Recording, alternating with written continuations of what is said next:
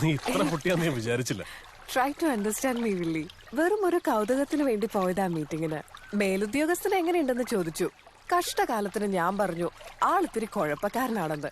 അത്രേ. അവളുമാര് വലയം വിരിച്ച് കാത്തിരിക്കായിരുന്നു ഇരയെ കിട്ടാൻ. അവളുമാര് ഫെമിനിസ്റ്റ് ആണെന്നൊന്നും എനിക്കറിയില്ലായിരുന്നു. ഈ ഫെമിനിസം എന്നൊക്കെ പറയുന്നത് ഒരു തരം തട്ടിപ്പ. പുരുഷന്റെ സ്നേഹം നിഷേധിക്കപ്പെടുമ്പോ അതിൽ നിന്നുണ്ടാകുന്ന ഒരു തരം ഫ്രസ്ട്രേഷൻ. ആദ്യം പുരുഷവർഗത്തോടുള്ള വെറുപ്പ്, പിന്നെ അത് ലോകത്തോട് മുഴുവനുള്ള പകയും വിദ്വേഷമൊക്കെ ആയിട്ട് മാറും. നിന്നെ സ്നേഹിക്കാൻ ആണൊരുത്തിനിവിടെ തടിവടി പോലെ നിൽക്കുമ്പോ നീ എന്തിനെതിലൊക്കെ പോയി ചാടുന്നത്? അതെ അതെ, ഈ ആണൊരുത്തിന് ആണ്ടിനും സംക്രാന്തിക്കല്ലേ കയ്യില് കിട്ടുന്നത്. ഇവിടുന്ന് മുങ്ങിയ പിന്നെ പൊങ്ങുന്നത് അങ്ങ് ദുബായില്. ആ, നീ പറയുന്ന കേട്ടാ തോന്നും ഞാൻ ടൂറിന് പോവാണെന്ന്. പച്ചരി വാങ്ങിക്കാൻ വേണ്ടിയിട്ടുള്ള ഓട്ടമല്ലേ. 5 സ്റ്റാർ ഹോട്ടലിലെ സ്വിമ്മിംഗ് കോച്ചിന് എന്ത് ഉലുവ കിട്ടാനാ? എന്നാ പിന്നെ മോനൊരു കാര്യം ചെയ്യും, ഈ ആർത്തി പിടിച്ചുള്ള ഓട്ടോ ഒക്കെ തീരുമ്പോ just give me a ring. Oops, അപ്പോഴേക്കും പിണങ്ങിയോ? ഞാനൊരു തമാശ പറഞ്ഞല്ലേ. എന്നെ കാത്തിരിക്കുക കൊച്ചമ്മമാരെ മീറ്റിങ്ങിന്. പോകുന്നൊക്കെ കൊള്ളാം, പേപ്പർ ഒന്ന് സൈനിട്ട് കൊടുത്തേക്കല്ലേ. ഓ പിന്നെ.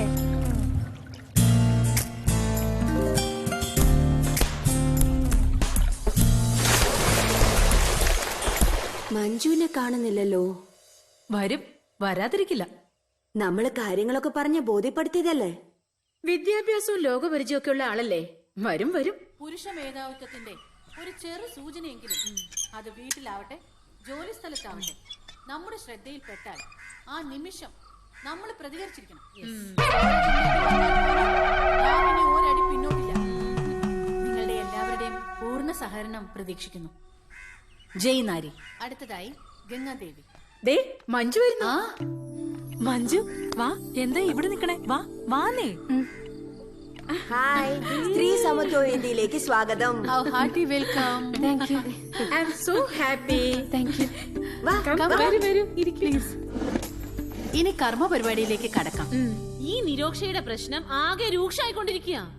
എന്ന് പറഞ്ഞാൽ എങ്ങനെയാ? ഇവള് കംപ്ലൈന്റ് ഒപ്പിട്ട് തരണ്ടേ? Madam please give me some more time. ഗോവിന്ദൻകുട്ടിന്ന് കേൾക്കുമ്പോഴേ ഇവളുടെ മുട്ടിടിക്കും. പടക്കളത്തിൽ ശങ്കിച്ചു നിൽക്കുന്ന പോരാളി പരാജയപ്പെടാം, ചിലപ്പോൾ കൊല്ലപ്പെടാം. ഏത് ഗോവിന്ദൻകുട്ടിയുടെ കാര്യ? നിരോഷ് വർക്ക് ചെയ്യുന്ന ബാങ്കിന്റെ മാനേജർ, ഒരു ഞരമ്പ് രോഗി, കാഴ്ചപ്പാട് ഗോവിന്ദൻകുട്ടി. ഇരിക്കൂ, ഇപ്പൊ ഇങ്ങ് വന്നല്ലേ ഉള്ളൂ.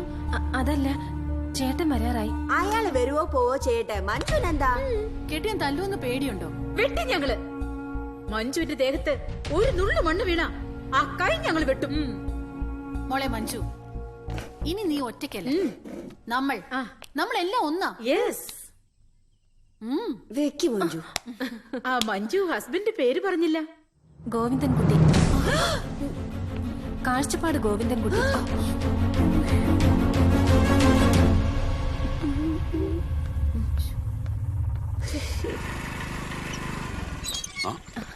നീ എന്താ ഇവിടെ? ഗംഗയുടെ അടുത്ത് വന്നതാ. ആ വാ കേറ്.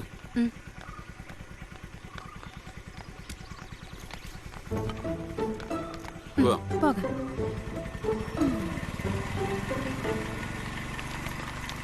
അപ്പൊ അയാളാണ് ഇയാള്.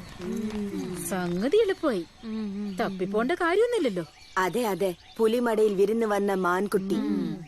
No time to waste. Attack.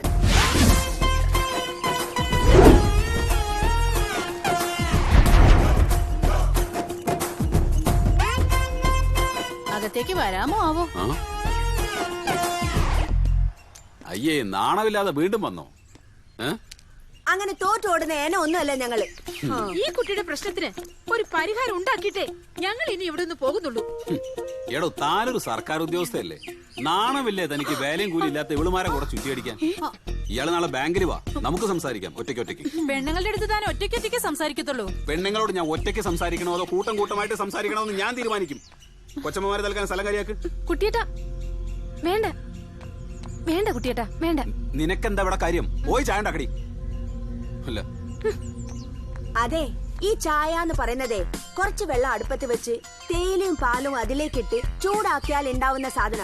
പെണ്ണുങ്ങളെ ചൂടാക്കിയാലേ പാല് തിളയ്ക്കുള്ളൂ എന്ന് എവിടെ എഴുതി വെച്ചിട്ടൊന്നുമില്ലല്ലോ. ഓഹോ, അപ്പൊ കൊച്ചമ്മമാരെന്നെ ചായ ഉണ്ടാക്കി പഠിപ്പിക്കാൻ വന്നാണല്ലേ? ചായ മാത്രല്ലടോ, തനിക്കറിഞ്ഞൂടാത്ത പലതും പഠിപ്പിച്ചിട്ടേ ഇന്ന് ഞങ്ങൾ ഇവിടുന്ന് പോകുന്നുള്ളൂ.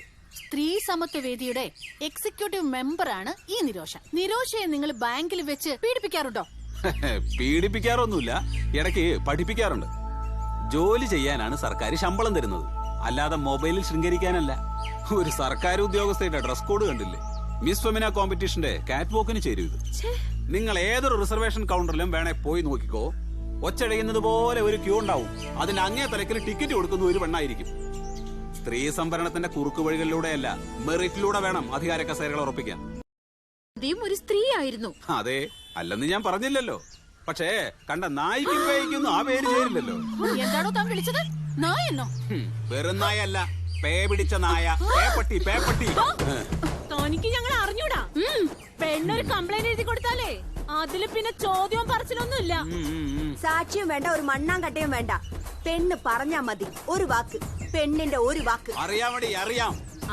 ചോക്ലേറ്റിന്റെ ഐസ്ക്രീമിന്റെ ഒക്കെ പേരും പറഞ്ഞ് നീയൊക്കെ ഒരുപാട് കൊമ്പന്മാരെ മുട്ടുപിടിച്ചിട്ടുണ്ട്. നിന്റെയൊക്കെ അടിപ്പാവാടിയും കൊണ്ട് നടന്ന് സഹതാപോട്ടും വാങ്ങിച്ച് കുറെ തണ്ടികൾ അധികാരത്തിലേറിയിട്ടുണ്ട്. പക്ഷെ ആ കളി എന്നോട് കളിച്ചാലുണ്ടല്ലോ. കളിച്ചാൻ എന്ത് ചെയ്യൂടോ? എന്ത് ചെയ്യുന്നു? കാണിച്ചു തരാം നിനക്ക്. ഇതൊക്കെ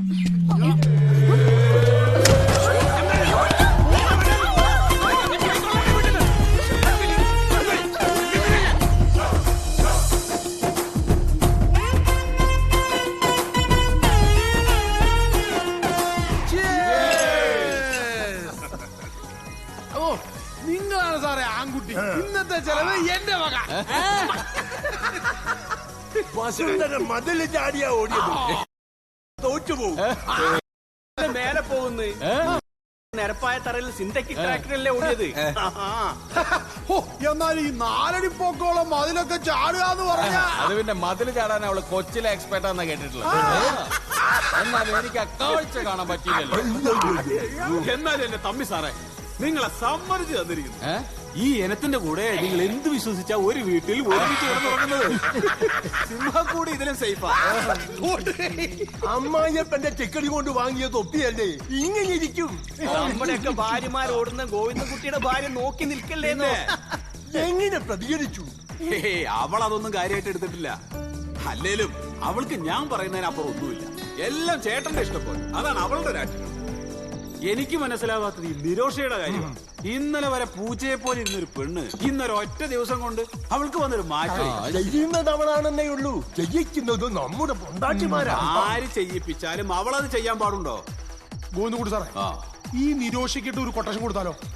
എന്തായാലും അവൾക്കൊരു ഷോക്ക് ട്രീറ്റ്മെന്റ് അത്യാവശ്യം. വെറുതെ കയറൂരി വിട്ടാലേ അവസാനം അവള് നിങ്ങളെ തലയിൽ കയറി നിരങ്ങും. മാസ്റ്റർ പ്ലാൻ തയ്യാറാക്കിക്കോ, ഞങ്ങളെല്ലാം റെഡി.